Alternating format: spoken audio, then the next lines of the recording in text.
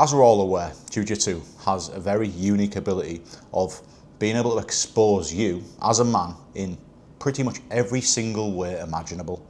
It's going to expose your ability to learn under stress. It's going to expose you socially. It's going to expose you emotionally. It's going to expose you physically. The list goes on, and I'm not going to sit here and talk about a list of the ways it exposes you. Like, for those that have not done Jiu-jitsu, again, you might want to try Jiu-jitsu. It's absolutely unbelievable. However, I'm very surprised how many people are unwilling to use that information to take it off the mat and actually address some of these issues. I genuinely am surprised. I am absolutely baffled by the fact that you are having this exposure on such a regular basis, but not doing anything about any of these issues. In this video, I'm going to be talking about how you do Jiu-jitsu is how you do life, because everything at the end of the day is patterns. And you should listen to me because I've got a lot of experience in this stuff. I've grappled for about 8 years now. I'm a former Special Forces Support Group operator. I've coached thousands of elite soldiers. Now, loads of who I coach and work with are grapplers in helping them delete their injuries and build physical body armor. It's a very difficult video for me to do this, to be honest, right? However, I want to make it as simple as possible, right? And I'm going to basically put the way you grapple into one or another realm, right? You've got the feminine, right? And you've got masculine. And I'm not a very spiritual person, so I'm just going to explain what I know of these. And basically, you'll be able to identify yourself within one of them two ways. First and foremost, you're a man at the end of the day, and it's easy to go, I'm a man, I'm masculine.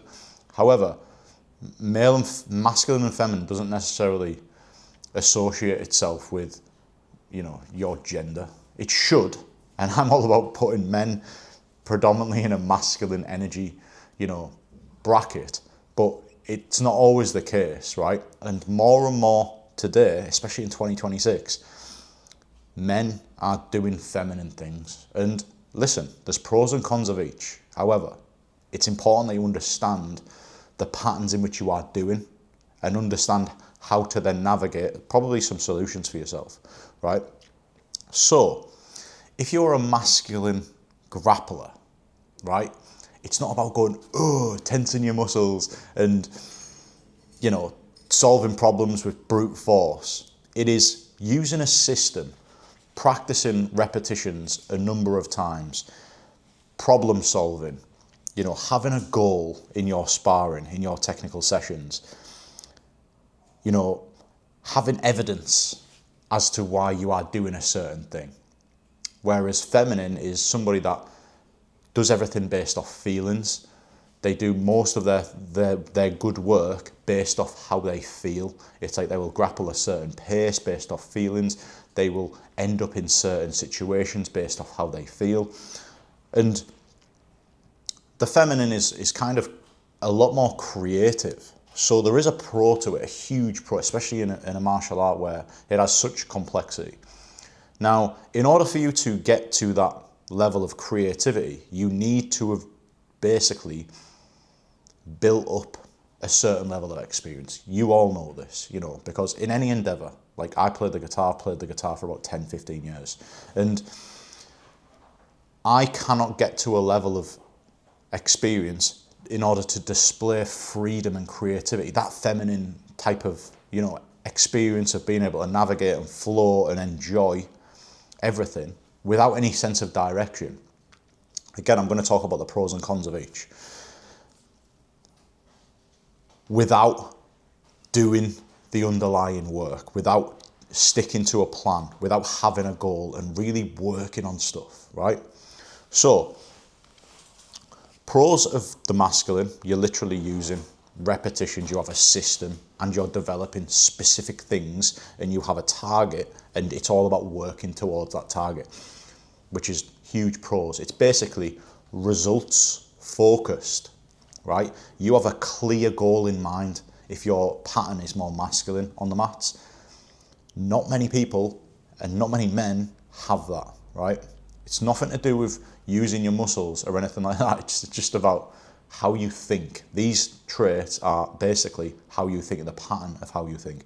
And then you've got the feminine approach, where you literally don't care about anything. You will listen to the coach's advice, you will listen to the coach's techniques, but when you're sparring, it's just you're figuring everything out yourself and doing everything based off feelings, right? And there is a huge pro of the feminine approach is that feeling. There is like invisible jiu-jitsu, you know, there's a lot of feel to jiu-jitsu, but I think the biggest pro of a feminine approach is the fact that it's creative, right? You are creating situations, you are experimenting, right? So there is definitely pros, but you just need to be able to understand which pattern you're falling into and also be open to using the other more often than not. Because at the end of the day, if you do jiu-jitsu, sooner or later, you attend a certain amount of sessions, regardless of your skill development, you will get your black belt at some point in your life. You know, 10 years down the line, 12 years down the line, you will get a black belt. There you go, there's a black belt. But what the hell does that black belt mean? Is that a collection of you just winging it and just being flowy and free and being, you know, going off feelings, or actually developing your specific skills as a grappler? Again, I'm not disrespecting any of these approaches.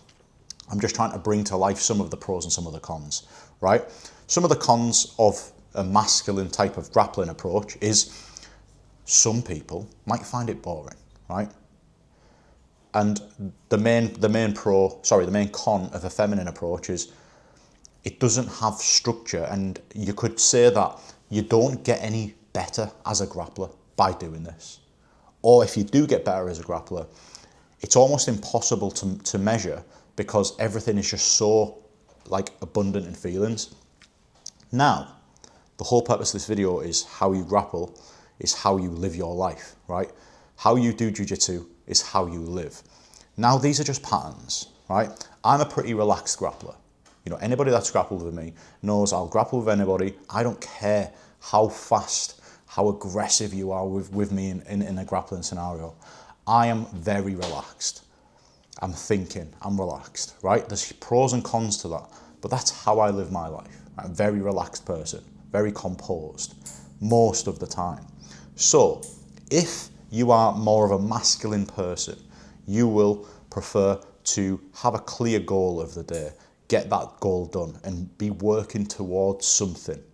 You know, have a big goal for the year or have a goal for the quarter, and then just work towards the little steps required in order to achieve that goal, right? Everything is a system. Everything is about what is the best evidence to get me from A to B, from B to C, from C to D, and so on and so forth, right? What are the best people in the world doing in order to solve this problem? It's a very masculine approach, right? A system, everything is rules, everything is black and white. It's like, do this, tick off that task. However, if you're a feminine grappler, how do you approach the world? Everything, you are winging everything. Like, it sounds disrespectful to say that you're winging everything. However, that's the only way me as a masculine man can explain it in a way that's, I think that's pretty accurate. And again, if you disagree with me, put it in the comments below. Somebody that floats through their day without any like clear goal, like it's like everything is feeling, oh, I don't feel like doing that. Oh, I feel like doing this today. I'm going to go to the gym and I'm going to lift weights. I don't know what I'm going to do. I'm just going to see how I feel when I get there. I'm going to do, you know, a lower body session today in the gym. I don't know what I'm going to do. I'm just going to, you know, go to the gym, move my body, make myself feel good, right? And you can say that you're governed by, you know, these patterns. However, you're not. It's just a thought process at the end of the day. And a video like mine on this channel is just bringing awareness to this pattern, right? However, so then we go from that and then say, what can you do about it, right? First and foremost, you can acknowledge the pattern that you're making, right? If you are somebody that eats based off, you know, how that food is going to make them feel in this moment, You know, if you're somebody that goes to the gym and wants to improve how they feel, or you're somebody that goes to the gym that wants a specific result, one is all about improving how you feel, and one is all about improving your chances of getting to a certain result, a physical result. Now, there's pros and cons to each. A little bit of feelings based, but if you're somebody that wants a physical result and you're doing emotional, feminine endeavors, then you're going to run into constant setbacks because you're never going to make any progress. However, in the moment, you are going to feel great. There is an argument to be made that the masculine approach is you're not going to feel as good. However, you are going to get the physical result where the feelings come a byproduct of that, right? And this could link into how you work. You know, in the professional setting, you could be, you know what, I'm just going to do how I feel. I'm going to do it instead of having a set. But one of the interesting things about this is that in the work setting, in the professional setting, we can turn on these switches and use them whenever. We're never going to, if our boss at work, or if we've got an assignment to do or a massive task, we're not going to wing it. We're not going to, you know, oh, just see how I feel. I'll just do a little bit. You're not going to do that. For some reason, us as men can make the switch from masculine, feminine, task results based and feelings based very easily in a professional setting. However, these patterns are still in the back of our head, right? So I hope that you can take the pros and cons of each approach, right? Use the mats, and this is the ultimate thing. I want you to use the mats as a way to expose, you know, some of your issues and then be able to take them issues, right? For example, I'm a coach, right? I'm a physical training coach. I absolutely love helping men overcome their injuries and build physical resilience, right? Especially grapplers, because a lot of these blokes have been doing things in the feminine way. For example, they have a knee injury. They avoid training their lower body. Their knee injury gets worse. They take painkillers, stronger painkillers. Their knee just keeps getting worse because in that moment they were governed by their feelings. And I'll be able to tell you exactly how they grapple based on that pattern. I know it might sound crazy, it might sound really far-fetched, right?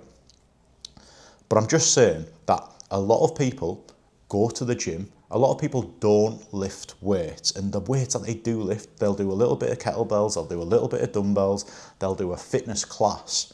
But remember, that's the feminine approach. It's basically you are exercising to improve how you feel, not how you perform, right?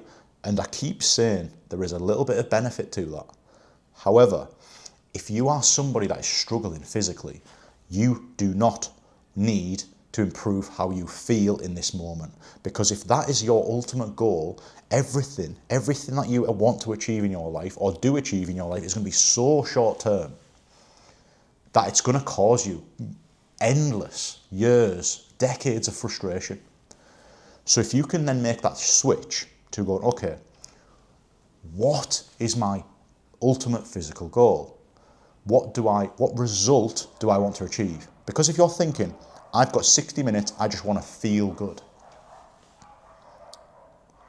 Yeah, you might feel good for a couple of hours, but this is what I'm saying. This is the pattern I'm seeing very regularly with people that are injured.